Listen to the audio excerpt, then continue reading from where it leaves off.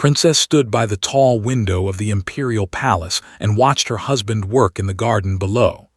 Daniel Carter knelt in the soft purple soil, his hands moving with care as he tended to the delicate moonflowers that bloomed only at sunset. His fingers were gentle, almost reverent, as he touched each petal. 3 years of marriage, and this sight still filled her heart with warmth. The people were tall and strong. Their warriors could crush stone with their bare hands. Their skin was silver blue and hard like armor. They had conquered dozens of worlds and built an empire that stretched across the galaxy, and yet had chosen this soft human male as her husband. Her father, Emperor Ran, had never understood her choice. She remembered the day she first saw Daniel at a diplomatic gathering. A dispute had broken out between a noble and a human traitor. The noble had drawn his blade, ready to kill over a simple insult. Everyone expected violence, but Daniel had stepped between them with empty hands and a calm voice. He spoke softly, finding words that honored both parties. Within minutes, the noble had sheathed his weapon and the traitor had apologized. No threats, no force, just words and patience. Had never seen anything like it. Among her people, disputes were settled with strength. The idea that words alone could stop a blade was strange and wonderful to her. She had approached Daniel that night and asked him how he did it. He had smiled, a warm expression that reached his brown eyes, and said, "Most conflicts come from fear or misunderstanding. Address those and the anger usually fades." She fell in love with him that very moment. Now, watching him in the garden, she smiled at the memory. Daniel had finished with the flowers and was speaking with one of the palace servants, a young male named who cleaned the outer grounds. Daniel asked about his family, his studies, his dreams. He remembered every detail from their previous conversations, beamed with happiness at being treated as an equal by the princess's husband. This was why she loved him. Daniel saw people, not positions. He remembered names and faces that most nobles would never notice. He brought small gifts for the kitchen staff on their birthdays. He learned phrases in the servants' home dialects just to make them smile. Turned from the window when she heard footsteps behind her. Commander entered the room without permission, his heavy boots loud against the marble floor. He was tall even for with sharp features and cold silver eyes that always seemed to be calculating something. "Princess," he said with a bow that was just barely respectful, "I see your human is playing in the dirt again." "He is gardening," replied coolly. "It brings him peace." His lips curled into a thin smile. A fitting hobby for such a creature. Tell me, does he also collect flowers and press them into books? Perhaps he writes poetry about the sunset. "What do you want, Commander?" "Your father has called a gathering of the court tonight. Important matters to discuss regarding the treaty negotiations." His eyes drifted back to the window. "I assume your husband will attend, though I wonder what contribution he could possibly make." "Daniel has more wisdom than you know." "Wisdom?" Laughed. "He flinches at loud noises. He refuses to spar with even the youngest cadets. Last month I saw him release a stinging insect rather than kill it. This is the male you chose over warriors who could have protected you with their dying breath." His hands tightened at her sides. "Protection comes in many forms." "Does it? Then we shall see." Bowed again with that same false respect and left. That evening, the great hall of the palace filled with nobles and officials. Daniel stood beside in simple human clothing that looked plain compared to the elaborate robes of the court. He did not seem bothered by the difference. Emperor Ran discussed the upcoming treaty negotiations with a neighboring system. Military positions were debated, trade routes analyzed. When the formal business concluded, the gathering became social, and that was when made his move. "Perhaps our human guest has thoughts to share," said loudly, drawing everyone's attention. "After all, he represents his species in our court. Tell us, Daniel, how would humanity handle these negotiations?" The room went quiet, felt anger rising in her chest, but Daniel simply smiled. I think listening is more valuable than speaking in such matters, he said calmly. Your empire has wisdom I am still learning. Listening, repeated mockingly. Yes, humans are good at that. Listening, hiding, running. Your species reached the stars not through strength but through stubbornness. You are prey animals who learn to build ships. Some nobles laughed, others looked uncomfortable. Daniel's smile did not waver. Perhaps you are right, Commander. We are certainly not as strong as the... He offered a small bow and walked away toward the refreshment table, leaving without a target for his cruelty. The commander's face twisted with frustration. He had wanted a confrontation, and Daniel had him won. Later, found her father watching Daniel from across the room. He walks away from insults like water off stone, the emperor said. I cannot decide if it is wisdom or cowardice. It is wisdom, father. Is it? A true partner would have defended your honor. My honor needs no defense from words, stood taller. Daniel is the kindest soul I have ever known. That is strength enough for me. Her father said nothing, but his eyes remained doubtful. That night fell asleep easily, content in her husband's gentle embrace. She did not see Daniel slip from their bed an hour later. She did not see him walk to his private study and lock the door. She did not see him open a small hidden box and stare at its contents with eyes that had gone cold and empty. Inside the box lay a set of military medals, their ribbons stained dark with something old and brown. Beside them rested a photograph of younger men in combat gear, their faces marked by war. And beneath it all, a single patch showing a skull wrapped in shadow. Daniel's hands, those same gentle hands that tended flowers and held his wife so tenderly, trembled as he touched these relics of another life. Then he closed the box, locked it away, and returned to bed. When stirred and reached for him, he was there, warm and soft and kind. She never noticed that his eyes stayed open until dawn. The diplomatic vessel Glory cut through space like a silver blade. It carried the delegation toward the neutral station where treaty talks would take place. Princess stood at the observation deck, watching distant stars drift past, and thought about her husband. Small things had started to bother her. Not bad things, just strange things she had never noticed before. Daniel always sat facing the door. In any room, at any table, he positioned himself where he could see all the exits. She had thought it was just a habit, but now she realized he did it everywhere, without fail, like breathing. When they walked together through the ship's corridors, he stayed slightly behind her and to the left. His eyes moved constantly, checking corners and shadows. His hand sometimes drifted toward his hip, where nothing hung, as if reaching for something that was not there.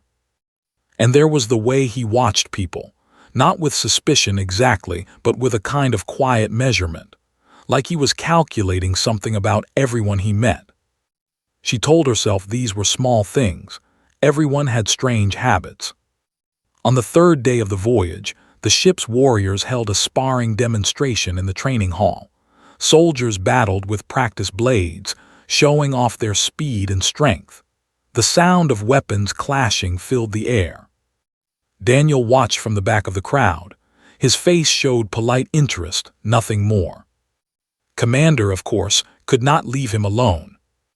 Human, called out, his voice cutting through the noise. Perhaps you would honor us with a demonstration of your species' combat skills.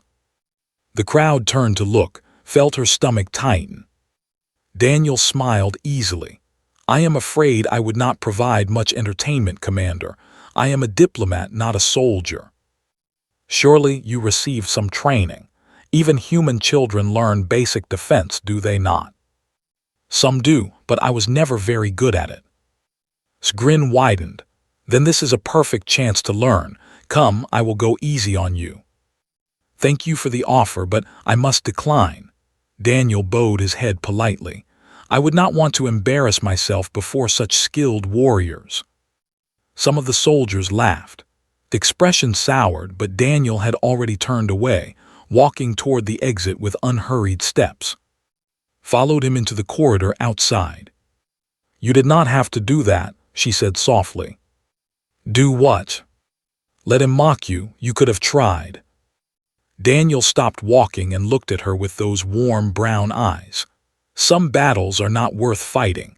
Wants me to lose my temper. Denying him that is its own victory." She wanted to believe him, but something in his words felt incomplete, like a book with missing pages. 2 days later, an accident almost killed a young crew member. Was touring the cargo hold with several nobles when a securing clamp failed. A massive container broke free and began falling toward a young worker below. Time seemed to slow down. The container was huge, easily heavy enough to crush him. Then Daniel moved. He crossed the distance faster than his eyes could follow. One moment he was standing beside her, the next he was shoving the young worker out of the way. The container crashed to the floor where the boy had been standing, missing Daniel by inches. Everyone stared. Daniel helped the shaking worker to his feet, asked if he was hurt, and brushed dust from the young man's uniform. His breathing was calm. His hands were steady. "That was very fast," one of the nobles said slowly, "for a human." Daniel shrugged. Adrenaline, it happens sometimes. But had seen his movement. It was not panicked or clumsy. It was precise, efficient, controlled. The kind of movement that came from training, not instinct. That night she could not sleep. Daniel lay beside her, breathing slowly, and she studied his face in the dim light. Who was this man she had married? She slipped out of bed and went to the ship's data terminal. Her imperial clearance gave her access to most files. She searched for Daniel Carter, human, cultural liaison. His record was sparse: born on Earth, education in languages and diplomacy, assigned to space 6 years ago, no family listed, no military service. But there were gaps, strange blank spaces in his history, years that seemed to be missing. She dug deeper and hit a wall: classified, restricted, access. Why would a simple diplomat have classified files? The next morning she watched Daniel more carefully. He caught her looking once and smiled, that same gentle smile she loved. But now she wondered what it hid. Later that day, cornered Daniel in a quiet corridor. Happened to be approaching from the other direction, hidden by a corner. She stopped when she heard voices. "I know what you are," said softly. "I have friends in human intelligence. They could not tell me details, but they told me enough. You are not what you pretend to be." There was a long pause. When Daniel spoke, his voice was different, lower, colder. "Then you know it would be wise to leave me alone." "Is that a threat?" "It is advice. Take it or do not. But remember that you came to me." Pressed herself against the wall, her heart pounding. She had never heard Daniel sound like that. There was no warmth in his voice, no kindness, just cold, hard edges. Footsteps approached. She quickly walked around the corner as if she had just arrived. Daniel was standing alone, his expression already soft again. "There you are," she said, hopping. Her voice did not shake. "I was looking for you." He smiled and took her hand. "Shall we watch the stars together?" She nodded, unable to speak. But as they walked to the observation deck, she felt like she was holding hands with a stranger. An hour later, the ship's alarms began to scream. Red lights flashed through every corridor. The captain's voice came over the speakers, tight with fear. "All hands to battle stations. Unidentified vessels approaching. They are not responding to communications." Daniel's grip on her hand tightened. When she looked at him, his eyes had changed. The warmth was gone, replaced by something sharp and focused.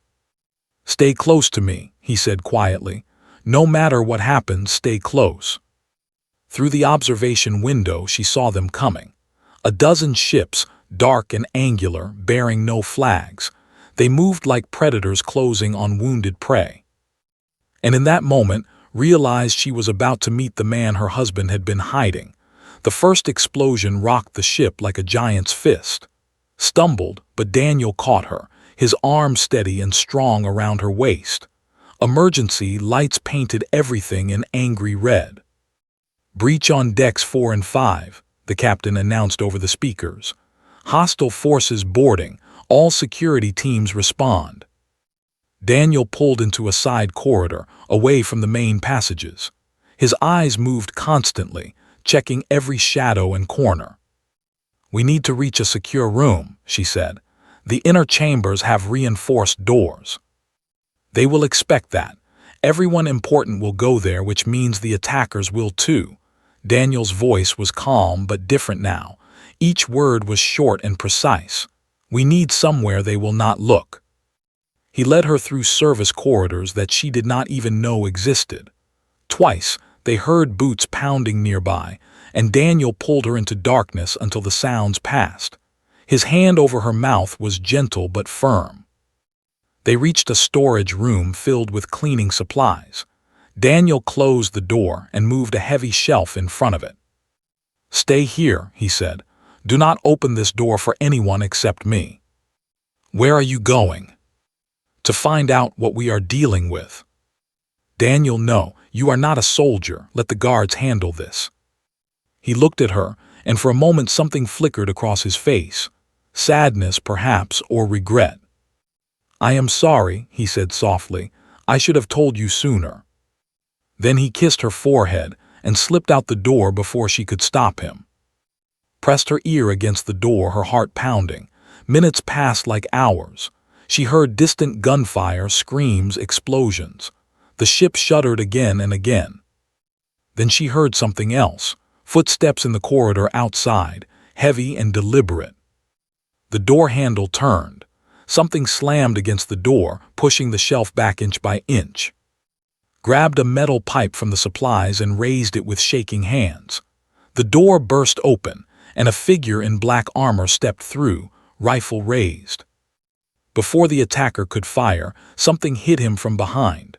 A blur of motion, fast and brutal. The armored figure dropped without a sound, and Daniel stood in his place. But this was not her Daniel. His posture was different, harder, coiled like a spring. His gentle eyes had become cold and focused, calculating.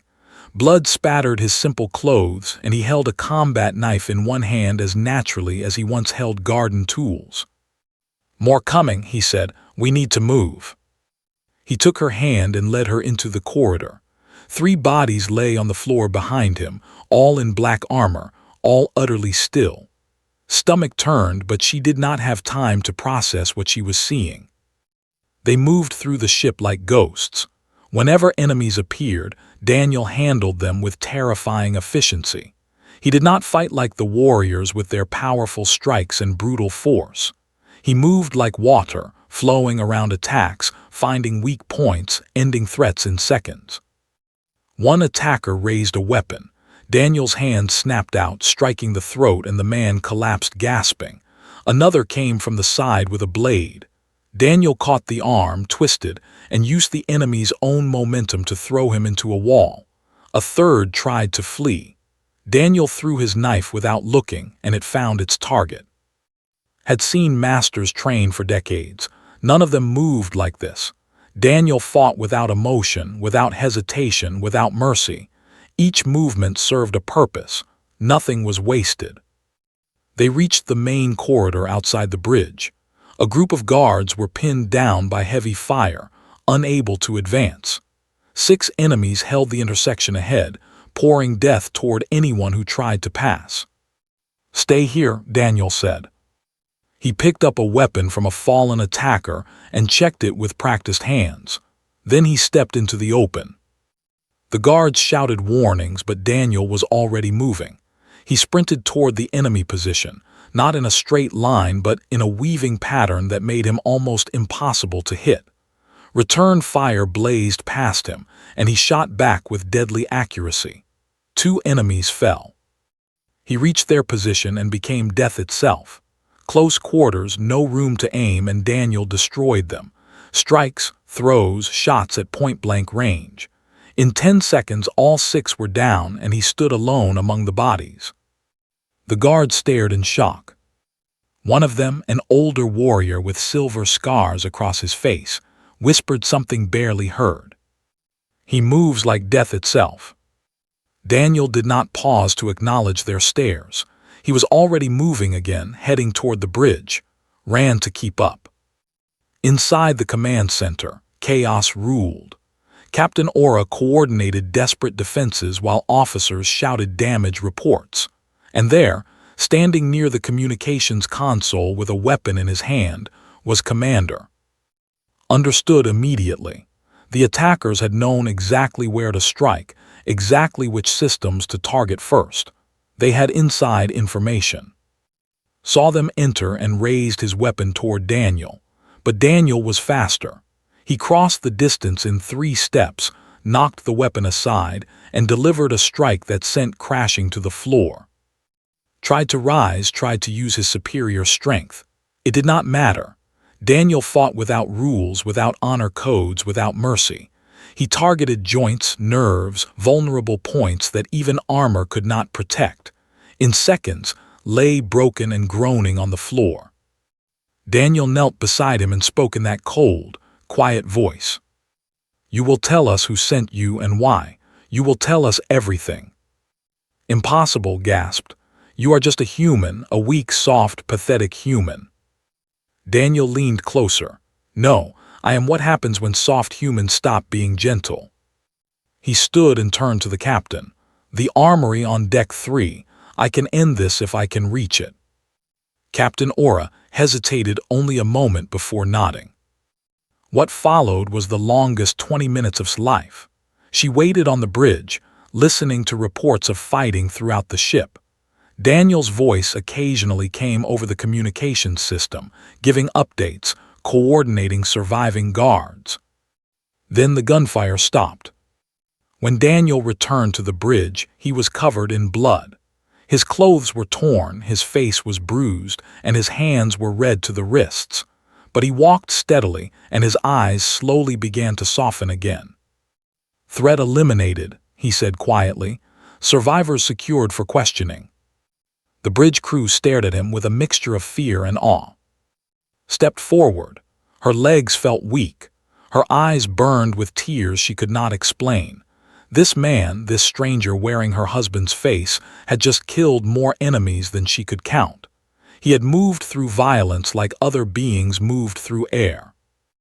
Daniel looked at her, and for the first time she saw uncertainty in his expression. He was afraid, not of the enemies he had just defeated, but of her, of what she might say, of how she might look at him now that she knew. He said softly, and his voice cracked on her name. She wanted to go to him. She wanted to run away. She wanted to scream and cry and demand answers. Instead, she just stood there, staring at the gentle man who had hidden a monster inside himself. And she had no idea what to feel. The rescue fleet arrived 6 hours after the attack ended. Emperor Ran himself came aboard, surrounded by his personal guard. His silver face was hard with anger and concern as he strode through the damaged corridors. Waited for him outside the bridge. She had not spoken to Daniel since the fighting stopped.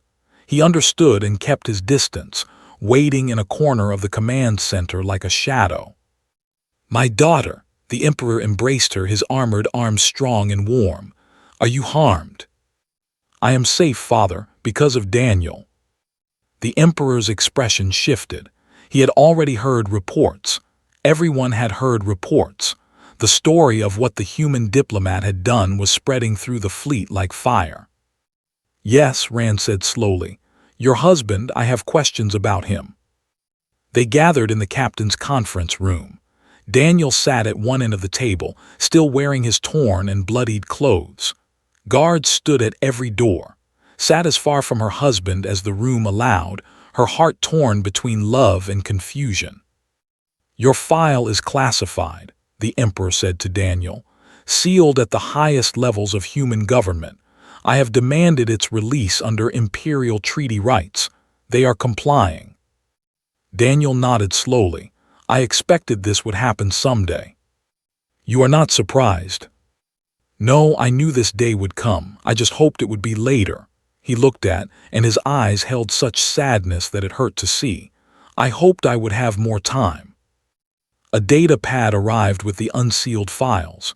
The Emperor read silently, his expression growing darker with each page. Finally, he looked up. "Ghost Walkers," he said, "what is this?" Daniel took a slow breath. "A unit. The unit, really. Earth's most elite special forces. We were deployed to situations that officially did not exist, to handle problems that could not be solved any other way. Soldiers. More than soldiers, we were weapons, trained from youth, modified with medical enhancements, shaped into perfect instruments of death." Daniel's voice was flat, emotionless. "The colony war lasted 7 years. My unit served for all of them." His hands tightened on the table. She had never heard of this war. "Humans hid this conflict from the galactic community," Daniel continued. "It was fought in a distant system away from alien observers, brother against brother, colony against colony. It was brutal beyond description." The Emperor scrolled through the files. "This says you participated in the siege of New Helsinki. 300,000 civilians trapped. Your unit was sent to extract them." "Yes." "It says you fought for 72 hours without rest, that you personally carried wounded civilians through enemy lines, that you saved over 200 lives while killing." The Emperor paused. "The number of enemy combatants is redacted, because even the classification board found it disturbing." Silence filled the room. Found her voice at last. "Why did you hide this? Why did you lie to me?" Daniel looked at her, and she saw tears forming in his eyes. This man who had killed so many without flinching, now on the verge of weeping. "Because I wanted it to be over," he whispered. "The war broke something in me. I woke up every night screaming. I saw the faces of the dead every time I closed my eyes. I had become so good at killing that I forgot how to do anything else." He stood and walked to the window, staring out at the stars. "When the war ended, I requested reassignment. I begged for anything that would let me be something other than a weapon. They made me a cultural liaison. They sent me as far from human space as possible, hoping I would find peace. And you did not tell me any of this." "How could I?" He turned to face her. "When we met, you saw someone gentle, someone kind. You loved that person. How could I tell you that the hands which held you had ended hundreds of lives? How could I admit that the man you trusted was built for murder?" Felt tears on her own cheeks now. "You should have trusted me." "I was afraid, not of dying, not of enemies, not of anything in this universe except one thing." He took a shaking breath. "I was afraid you would look at me the way you are looking at me now, like I am a monster wearing human skin." The Emperor set down the data pad. His expression had changed, the anger fatting into something more complex. "The psychological evaluations," he said quietly. "You have nightmares, trauma responses, symptoms of severe mental distress, and yet you sought no treatment." "Treatment meant acknowledging what I was. I wanted to forget. I wanted to become someone new." Daniel laughed bitterly. "I thought if I was gentle long enough, the violence inside me would fade away. I was wrong. It was always there, waiting." Stood, her legs carried her across the room before her mind could stop them. She stood before Daniel, looking up at his face, searching for the man she had married. He was still there. Beneath the pain and the guilt and the years of hidden horror, her Daniel still existed. The kind eyes, the gentle hands, the soul that chose to tend flowers and remember servants' names. "You are not a monster," she said softly. "You saw what I did. I saw you save my life. I saw you protect everyone on this ship." She reached up and touched his face. "I saw a man who was trained for death choose to live for peace. That is not what monsters do." Daniel closed his eyes. A single tear ran down his cheek.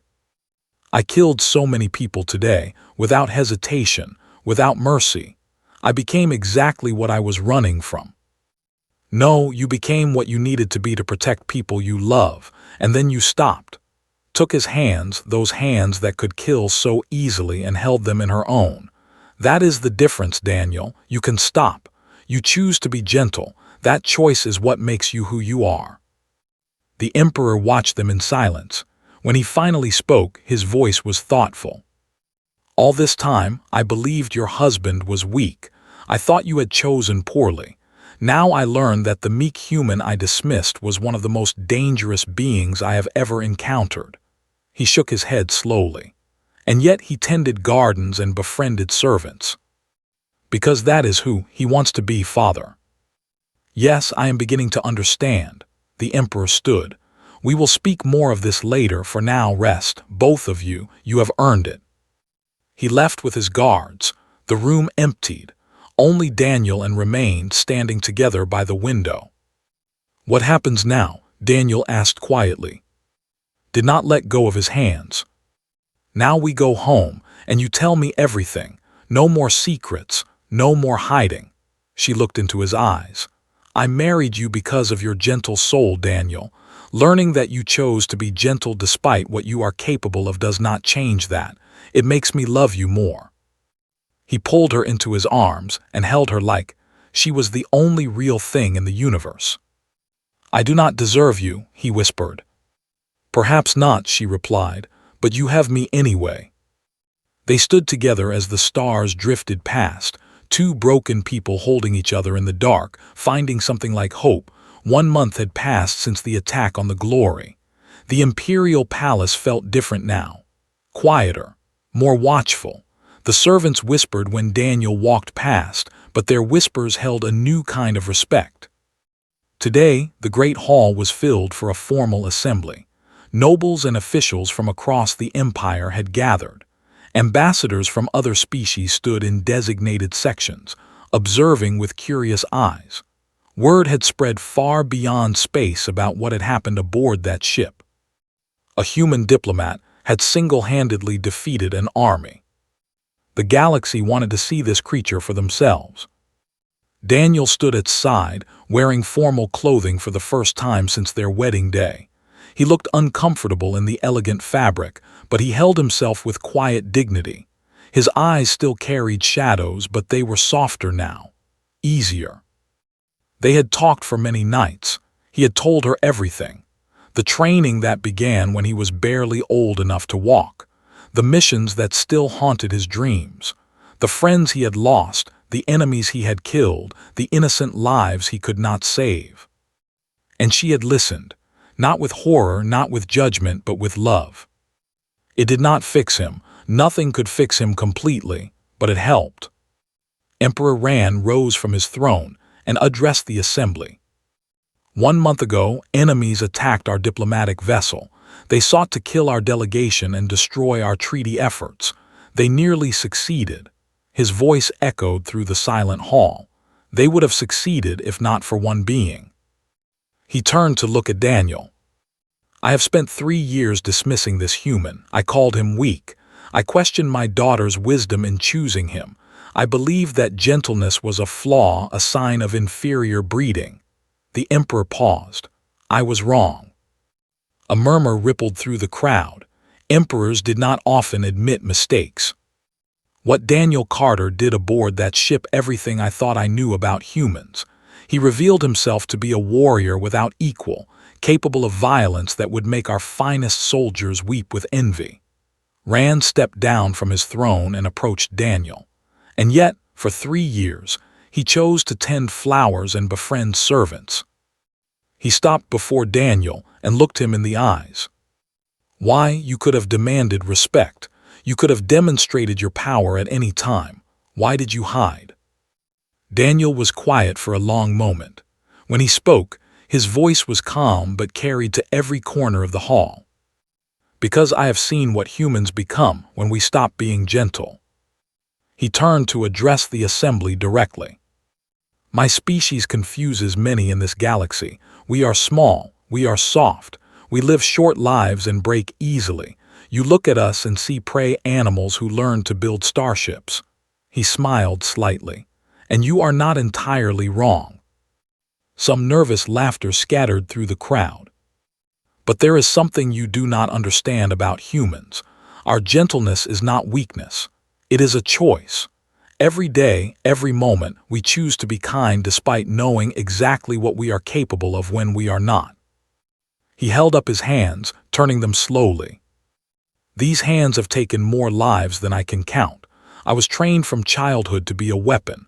I was so good at killing that my own government feared me. His voice dropped lower.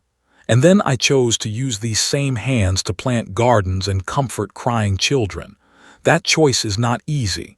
It is the hardest thing I have ever done. The hall was utterly silent. Humans are not dangerous because we are strong. Many species are stronger. We are dangerous because we contain both extremes. We can love with absolute devotion and kill with absolute efficiency. The same heart that weeps for a stranger's pain can harden to stone when our loved ones are threatened. He looked at, and his expression softened. I spent years running from what I was. I believed that if I pretended long enough, the monster inside me would disappear, but it never did. It was always there, waiting. He took a breath. Now I understand something different. The monster is not separate from the man who loves flowers and poetry. They are the same being. I am both, and that is what it means to be human. Emperor Rand nodded slowly. You are saying that humanity's gentleness is a victory over itself. Yes, every kind word from a human mouth represents a battle won against our own nature. Every peaceful resolution, every act of mercy, every moment of patience is a choice to be more than our instincts demand. The warriors in the crowd exchanged glances. Some of them had fought for decades, had killed enemies beyond counting, but they had never thought of peace as a battle. Stepped forward and took Daniel's hand. I did not marry my husband despite his gentleness, and I did not marry him because of his hidden strength, she said clearly. I married him because he is both, because he wakes up every morning and chooses to be kind even though he carries darkness inside. That choice is what makes him worthy of love. She looked out at the assembled nobles and diplomats. If you want to understand humans, understand this. They are not innocent. They know exactly what they are capable of, and they are fighting every day to be better than that. That is why they reached the stars, not because they were strong, but because they refused to let their strength define them. The emperor raised his hand for silence. Let the record show that Daniel Carter has earned the respect of the empire. Let no one question his worth or his place at the princess's side. He paused. And let all species present remember what they have learned today. Humans are not to be underestimated. The assembly ended with a standing acknowledgement, something rarely given to any outsider. Daniel accepted it with humble grace, bowing slightly before escorting from the hall. Later, as the sun set over the palace, they walked together in the garden. Daniel knelt beside his moon flowers, checking their soil, adjusting their positions to catch the fading light. Watched him work. The same hands that had killed so many now cradled a delicate bloom with infinite care. Do you miss it, she asked, who you were before? Daniel considered the question carefully. Sometimes I miss the certainty. In combat, everything is simple: survive, protect, eliminate threats. There is no confusion, no doubt. He set down the flower and looked at her. But then I remember the cost, the nightmares, the emptiness, the way I forgot how to feel anything except efficiency. He stood and took her hands. I spent years learning how to kill. Now I am learning how to live. It is harder. It takes longer. Some days I fail. His eyes found hers. But you make it possible. You look at me and see someone worth saving. That is a gift I will spend the rest of my life trying to deserve. Leaned into him, feeling his warmth, his strength, his gentleness all at once. You already deserve it, she whispered. You just needed to believe that. They stood together as the last light faded, and the moon flowers began to glow with soft bioluminescence. Daniel held his wife in the garden he had built, surrounded by the beauty he had chosen over violence. The monster was still inside him. It would always be there. But so was the gardener, the poet, the gentle soul who saw value in every living thing. He was human, he was both. And for the first time in his life, that was enough.